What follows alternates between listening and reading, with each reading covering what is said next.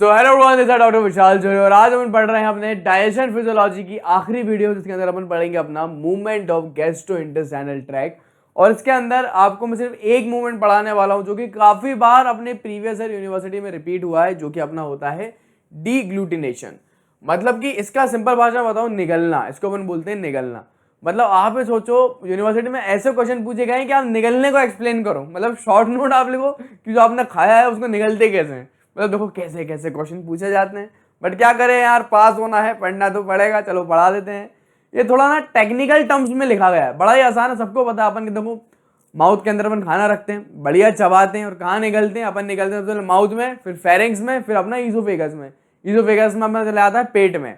तो डीग्लूटिनेशन की डेफिनेशन अगर मैं पहले बताऊं तो कैसे आप डिफाइंड करोगे, तो डीग्लूटिनेशन एक ऐसी प्रोसेस है जिसके जरिए जितना भी खाना जो होता है वो अपन क्या करते हैं, अपने माउथ से अपने स्टोमक में पहुंचा लेते हैं। तो डीग्लूटिनेशन एक ऐसी प्रोसेस है जिसके जरिए अपन खाना जो है अपने माउथ से स्टोमक में पहुंचा लेते हैं। इसी को बोलते हैं डीग्लूटिनेशन। यहां पर लिखा भी है, डीग्लूटिनेशन और swelling is by which food move from mouth into stomach. मतलब माउथ से स्टोमक में चला गया। फिर कितनी स्टेज में होता है टोटली, पहले ना इसकी मैं एनिमेटेड वीडियो दिखाऊंगा तो तुम अच्छे समझ में आएगा। फिर तुम यहाँ देख लो।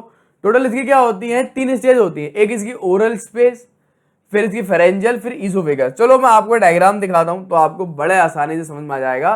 तो सबसे पहली फेज कौन सी होती है? वो अपनी होती है ओरल फेज। आपने क्या करा, खाना आपने बढ़िया मुंह के अंदर रखा, चबाया, फिर खाना क्या करता है, वो अपने चले आता है माउथ से अपने फेरिंग्स में। फेरिंग्स के कितने पार्ट होते हैं? फेरिंग्स माउथ के पीछे जो फेरिंग्स का पार्ट है उसे हम बोलते हैं ओरोफेरिंग्स। उसके ऊपर जो होता है वो रहता है नेजोफेरिंग्स, और उसके नीचे जो रहता है वो अपन बोलते हैं लैरिंगियोफेरिंग्स। टोटल अपने फेरिंग्स के 3 पार्ट होते हैं। Is that clear? सो अपन ने खाने को लिया और फिर अपन उसको पहुंचा देते हैं अपने फेरिंग्स में। कौन से फेरिंग्स में? ओरोफेरिंग्स में। तो पहली स्टेज में क्या होता है, खाना अपना माउथ से फेरिंग्स में चला गया। फिर क्या होता है अपना, फिर सेकंड स्टेज में खाना अपना क्या हुआ, फेरिंग्स से कहां जा रहा है? ईसोफेगस में जा रहा है। तो ये अपनी हो गई फेरेंजियल स्पेस। फिर तीसरी स्टेज में क्या होता है, खाना अपना कहां गया, ईसोफेगस से अपना चला गया स्टोमक में। इस तरीके से जो है अपना पूरा निगलना होता है। अब ये किस प्रोसेस की पूरी प्रोसेस क्या है मैं वो एक्सप्लेन करता हूं। तो चलिए आप समझिए। जो इसकी पहली प्रोसेस जो है ओरल स्टेज, वो कैसी होती है? वो अपने वॉलेंट्री कंट्रोल में होती है। अपन खुद कंट्रोल करते हैं। जाहिर सी बात है ना, आप चाहोगे तो आप चबाओगे। काफी बार आपने अपने कुछ खाना रख लिया, आपने मुंह में भर लिया, मुंह भरने के बाद मैंने क्या चबाया नहीं उसे। मेरी मर्जी, चबाऊं ना चबाऊं, मेरा मन, आग थूक दूं, चबाऊं या निकल दूं, मेरी मर्जी। मतलब ओरल स्टेज क्या होती है? वॉलेंट्री कंट्रोल में। बाकी की फेरेंजियल, ईसोफेजियल स्टेज कैसी है? इनवॉलेंट्री कंट्रोल में। आप कंट्रोल नहीं करते, मुंह से अगर आपने निकला तो बाकी तो इनवॉलेंट्री हो जाएगा, आप कंट्रोल में नहीं है भैया। फिर तो ओरल स्टेज में टेक्निकल टर्म्स क्या है, देखो समझो इस बात को। अपन क्या बोलते हैं, ये मान लो अपना टंग है, ये पूरा टंग है। अपन ने अगर जो खाना है, पहले अपन क्या करते हैं, टंग में कहां ले जाते हैं? टंग के पीछे की तरफ। पीछे बोले तो पोस्टेरियर में। और टंग की कौन सी सरफेस है अगर मैं दिखाऊं, एक बार करता हूं, देखो ये टंग की मेरी कौन सी सरफेस थी? ये मेरी पोस्टेरियर डॉर्सल है। पोस्टेरियर मतलब पीछे, डॉर्सल मतलब टंग का ये डॉर्सल वाला पार्ट है। तो देखो पहले अपन क्या करते हैं, खाने को अपन टंग के कहां ले जाते हैं? पोस्टेरियर में, डॉर्सल में। पहले अपन जो अपना, देखो पहले मैंने खाना लिया, उसको मैंने चबाया, तो वो क्या बन गया? वो बन गया बोलस। फिर बोलस को अपन क्या करा, टंग के पोस्टीरियर डॉर्सल में ले गए। फिर टंग क्या होता है, टंग फिर अपना ऊपर की तरफ एलिवेट होता है। पहले आपने पोस्टीरियर डॉर्सल में ले गए, पहली स्टेज। फिर स्टेज नंबर 2, फिर अपने टंग के साथ क्या करा, इस स्टेज को अपन बोलते हैं, टंग का अपन ने रिट्रैक्शन करा और डिप्रेशन करा। डिप्रेशन बोले तो देखो पहले टंग, खाना यहां गया, फिर देखो टंग हल्की सी क्या हुई, नीचे की तरफ आई, डिप्रेशन हुआ टंग का। और रिट्रैक्शन मतलब टंग को अपन पूरे अंदर की तरफ ले गए,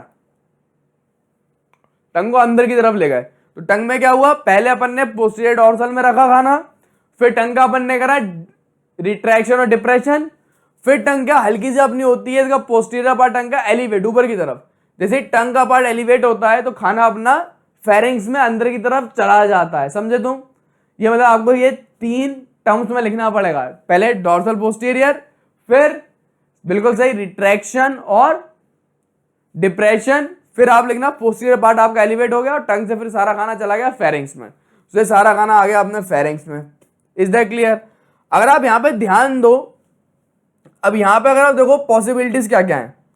अब ये खाना जो है फेरिंग से कहां कहां जा सकता है, देखो 3-4 कंडीशन होती है। या तो खाना देखो दोबारा से अपन ने फेरिंग्स में पहुंचाया, लेकिन क्या हुआ, अपन वापस से माउथ में भी आ सकता है खाना, वापस से खाना आया माउथ में आया, फिर आपने थूक दिया, ऐसा भी हो जाता है।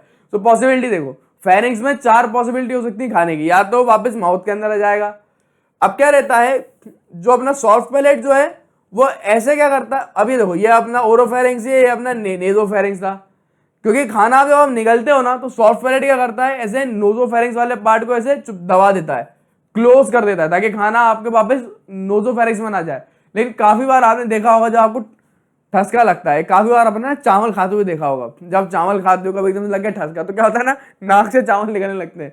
ऐसी सर क्या गंदी बात करो, होता है, तुम्हारे साथ भी हुआ काफी बार, जब ठसका लगता है तो नाक से कभी खाना आ जाता है। तो क्यों क्यों आता है, क्योंकि खाना क्या हुआ, वापस से नेजोफेरिंग्स में चला गया, नेजोफेरिंग्स होते हुए नाक से बाहर आ जाता है। सो एक कंडीशन ये भी है, वो नेजोफेरिंग्स में भी जा सकता है। सो खाना नेजोफेरिंग्स में ना जाए, इसलिए अपन क्या करते हैं, नॉर्मल कंडीशन में बॉडी क्या करती है, सॉफ्ट पैलेट को इस तरीके से नीचे की तरफ ले आती है, ताकि वो नेजोफेरिंग्स को ब्लॉक कर दे। नॉर्मली यहाँ पे ओपन रहता है, ये सॉफ्ट पैलेट है, ये क्या हुआ, ये अपना नेजोफेरिंग्स वाला पार्ट है। लेकिन जैसे ही खाना अपना यहाँ पे आता है ना, खाना क्या करता है, हल्का सा अपना जो सॉफ्ट पैलेट उसको एलिवेट कर देगा, ताकि उसको पूरा चिपका ले, ऐसी स्टेज आ जाए ताकि वो नेजोफेरिंग्स में ना जाए। लेकिन जब आप ठसका लेते हो तो गलती से चला भी जाता है। तो दूसरी कंडीशन। तीसरी कंडीशन क्या है, अपना देखो पीछे की तरफ ये ईसोफेगस है, आगे की तरफ ट्रैकिया है। तो खाना कभी कभी आपकी सांस वाली नली में भी जा सकता है। काफी बार होता है ना, अपन लेटते लेटते पानी पी लेते हैं, सांस की नली में चला जाता है, फिर क्या लगता है, ठसका लगता है। आप ठसका लेते हो, क्यों लेते हो, ताकि जितना भी लैरिंग्स के अंदर जो गया है वो बाहर आए। तो खाना आपका लैरिंग्स में भी जा सकता है। अब खाना लैरिंग्स में ना जाए, इसलिए अपन क्या करते हैं, आपका लैरिंग्स के जस्ट ऊपर अपना एक फोल्ड होता है, उसको बोलते हैं एपिग्लॉटिस। तो जैसे ही खाना नीचे की तरफ आता है ना ऐसे, तो एपिग्लॉटिक फोल्ड जो है वो क्या करता है, अपना जो ग्लॉटिस है उसको बंद कर लेगा, इस तरीके से क्लोज कर लेगा, ताकि खाना यहाँ पे ना जाए लैरिंग्स में।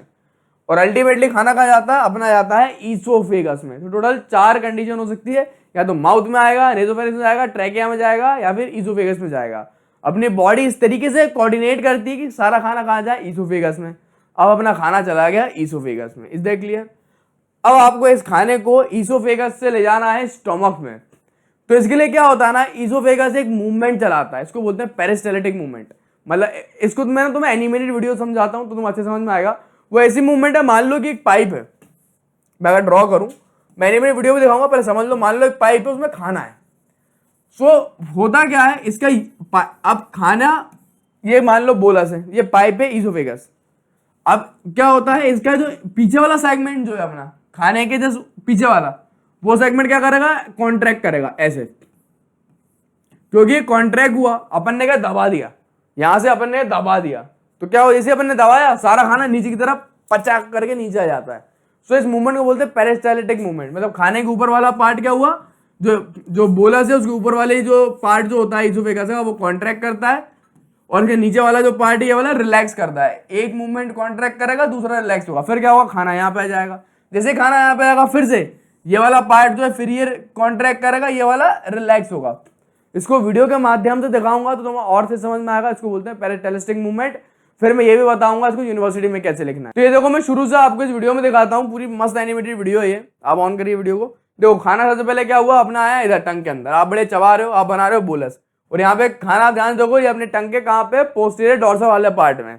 फिर क्या हुआ, टंग अगर आप ध्यान से देखो, अभी हल्की सी ना नीचे की तरफ डिप्रेस और अंदर की तरफ रिट्रैक्टेड है।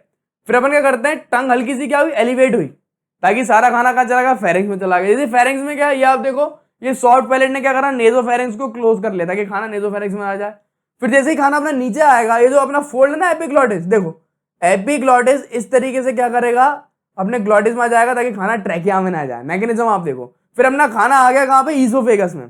अब खेल होता है इस ईसोफेगस में, ईसोफेगस के अंदर होती है मूवमेंट्स, वो दिखाता हूं।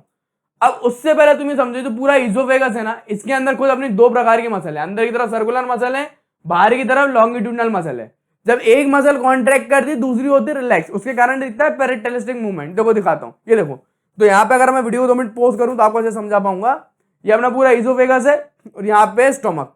तो यहाँ पे क्या हुआ, अपने बोलस में, मतलब जो खाना है उसके पहले, अपने खाने के पीछे वाले तरफ अगर बोलेंगे, क्या हुआ, यहाँ पे सर्कुलर मसल जो है वो कॉन्ट्रैक्ट करी। सर्कुलर मसल कॉन्ट्रैक्ट करती है ना, तो पाइप ऐसे पिचक जाता है यूं। जैसे पाइप पिचकता है तो खाना एकदम से आगे की तरफ चला जाएगा। अभी आप देखना, तो यहाँ पे क्या हो रहा है, खाने के पीछे सर्कुलर मसल कॉन्ट्रैक्ट हो रही है और लॉन्गिट्यूडिनल मसल रिलैक्स है। वही यहाँ पे अपोजिट होता है, मतलब खाने के पीछे तो ये हो रहा है सर्कुलर मसल कॉन्ट्रैक्ट कर रही है, लेकिन खाने के आगे आगे वाले हिस्से में क्या होगा, सर्कुलर मसल रिलैक्स हो जाएंगी, लॉन्गिट्यूडिनल मसल कॉन्ट्रैक्ट करेंगी। इसको बोलते हैं पेरिटेलिस्टिक मूवमेंट। पीछे वाला कॉन्ट्रैक्ट कर रहा है सर्कुलर मसल, तो आगे वाला रिलैक्स हो रहा है। उसके जरिए देखो एक ऐसी मूवमेंट आती है कि खाना जो अपना आगे की तरफ पाइप में बढ़ता जाता है। इस पूरे मूवमेंट का अपन बोलते हैं पेरिटेलिस्टिक मूवमेंट, जो कि ईसोफेगस में दो होती हैं, एक प्राइमरी दूसरी सेकेंडरी। प्राइमरी बोले तो जैसे खाना अपने ईसोफेगस के अपर वाले पार्ट में आता है, सबसे पहले एक ऐसी वेव जनरेट होती है जिसके जरिए खाना नीचे की तरफ जाए, उसको बोलते हैं प्राइमरी पेरिटेलिस्टिक मूवमेंट। लेकिन क्या होता है, कभी कभी प्राइमरी से खाना जो स्टोमक तक नहीं जा पाता, इसलिए अपन एक बार और सेम वेव लाते हैं पेरिटेलिस्टिक मूवमेंट की, उसको बोलते हैं secondary peristaltic movement. Is that clear? बड़ा ही आसान है। इस पूरी प्रोसेस को अपन बोलते हैं डिग्लूटेशन। मैंने बड़े आराम से बता दिया। अब मैं बताता हूं उसको यूनिवर्सिटी में कैसे लिखना है। तो देखो यूनिवर्सिटी में लिखने का मैं आपको बहुत बार बता चुका हूं, इतना ज्यादा पॉइंट्स में लिखोगे हेडिंग डाल के उतने अच्छे मार्क्स आपको मिलेंगे। एग्जामिनर को क्या चाहिए, अच्छे से आप चीजें कर दो, रिप्रेजेंट, बस। राइटिंग से उसका मतलब नहीं, मैं ये नहीं बोला खूबसूरती से लिखो, खूबसूरती से कोई मैटर नहीं है। देखो वही वाली बात हो गई, सही बताऊं लड़कियों में भी सेम चीज बोलूंगा, खूबसूरती से मैटर मत रखो, उसका अंदर का नेचर आप देख लो। नेचर नहीं देखोगे ना मेरे भाइयों, कटवाते फिरोगे, ठीक है। अब लेकिन तुम्हें मानना थोड़ी है मेरी बात, कटवा के ही मानोगे, है कि नहीं? जी हाँ, तुमसे बात कर रहा हूँ, जी हाँ, हंसो मत। हंस रहे हैं यार भैया, बताओ जरा चलो कैसे लिखना है, ऐसे लिखना है। पहला मूवमेंट हेडिंग डालना, फिर डिग्लूटिनेशन डालना, फिर इसकी लिखना है ये वाली पूरी डेफिनेशन। फिर आप लिखना है स्टेजेस, स्टेजेस में 3 डाल देना। फिर आपको इसके अंदर मैटर जो मैंने लिखा है ना, वो मैटर लिखना है। बेस्ट मैटर है ये, मैंने ना अलग अलग बुक से निकाला है। एक है सेमिलिंगम, सबसे अच्छी अच्छी लाइनें छांट छांट के लाता हूँ तुम्हारे लिए। मोस्टली सेमिलिंगम और एक ही मिलती है। देखो फिर आप डालना पहली स्टेज ओरल। फिर ओरल आप लिखना पहले वॉलेंट्री होती है। फिर क्या होता है ना, बोलस जो चबाया हुआ खाना वो कहाँ होता है, मैंने आपको बताया था टंग के पोस्टीरियर डॉर्सल में। फिर टंग क्या होती है, नीचे की तरफ आती है, डिप्रेस एंड रिट्रैक्ट होती है। फिर posterior part of tongue is elevated, मतलब पीछे वाला पार्ट जो टंग का एलिवेट होता है, जिसके जरिए खाना पूरा कहाँ चले आता है, अपने चले आता है फेरिंग्स में। इसलिए मैंने आपसे बोला था 3 शब्द याद रख लेना। फिर क्या हुआ, अपन ने टंग को क्या, अपन ने पूरा ऐसा, मान लो मैं डायग्राम बना देता हूँ, ये मान लो टंग है, टंग को अपन ने ऐसा एलिवेट कर लिया। जैसे टंग एलिवेट होता है ना, पूरा बोलस क्या फेरिंग्स के अंदर चले आता है, और इसी के कारण ये मान लो अपना नेजोफेरिंग्स है, ये नेजोफेरिंग्स वाला पार्ट जो है ना क्लोज हो जाता है, क्योंकि इतना अपन फोर्सफुली अपन टंग को ऊपर करते हैं कि ये पूरा इसको यूं क्लोज कर देता है। तो यहाँ पे यही लिखा है, forceful contraction of tongue against the palate, मतलब सॉफ्ट पैलेट के अगेंस्ट अपन कर रहे हैं इसको contract against the palate, produce a positive pressure in the posterior part of oral cavity, this push the food into pharynx. इतना ज्यादा positive pressure बनाता है कि फूड फेरिंग्स में चला गया। जैसे बोलस यहाँ पे आता है, ये सॉफ्ट पैलेट क्या करता है, क्लोज कर देता है नेसोफेरिंग्स वाले पार्ट को। फिर आपको फेरिंग्स पार्ट में सिर्फ पॉसिबिलिटी लिखनी है, खाना कहाँ जा सकता है, मैंने आपको बताया माउथ में, नेसोफेरिंग्स में, लैरिंक्स में, ईसोफेगस में। फिर ये लिख देना, ये वाली प्रोसेस इनवॉलेंट्री है, पूरा कोऑर्डिनेट वे में मूवमेंट होती है, खाना अपना पूरा कहाँ जाए, ईसोफेगस में। फिर अंत में आपको इसके बारे में लिखना है अपनी लास्ट मूवमेंट, जो कि इनवॉलेंट्री है, जो कि अपनी होती है ईसोफेगस की peristaltic movement. The movement of the oesophagus are specially organised functional movement, इसको बोलते हैं पेरिटेलिस्टिक वेव। एक पेरिटेलिस्टिक वेव कैसी होती है, देखो peristaltic waves means a wave of contraction follow by the wave of relaxation. मैंने आपको बताया था ना, ये मान लो ईसोफेगस है, तो इसके पीछे तरफ अपना कॉन्ट्रैक्शन हो रहा है, तो इसके ये वाले तरफ रिलैक्सेशन हो रहा है, तो पेरिटेलिक मूवमेंट उसको कहते हैं। ये ऐसी वेव है जिसमें एक क्या होता है, यहाँ फेज है कॉन्ट्रैक्शन का, फिर बाद में फेज बनता है रिलैक्सेशन का। Wave of contraction is follow by the wave of relaxation of muscle fibre, ठीक है। फिर ये भी 2 प्रकार की होती है, मैं आपको बता चुका हूं, प्राइमरी और सेकेंडरी। प्राइमरी मतलब पहली बार हो, सेकेंडरी मतलब दूसरी बार हो। आपको मैं बता दूं, ये याद रख लेना, खाने के पीछे वाले पार्ट में क्या होता है, सर्कुलर मसल कॉन्ट्रैक्ट करती है, लॉन्गिट्यूडिनल रिलैक्स रहती है, और यहाँ पे उल्टा होता है, सर्कुलर रिलैक्स करेंगे, लॉन्गिट्यूडिनल कॉन्ट्रैक्ट करती है। एक वेव ऑफ कॉन्ट्रैक्शन है जो कि follow by wave of relaxation, it is known as peristaltic movement. ये पूरा मैंने आपको टॉपिक समझा दिया है, यूनिवर्सिटी में ऐसे लिखना है, नोट्स बहुत जल्द मेरी वेबसाइट पे आपको मिल जाएंगे। So thanks for watching and keep learning. Next अपन पढ़ेंगे रीनल फिजियोलॉजी, बहुत मजा आने वाला है रीनल फिजियोलॉजी में भी।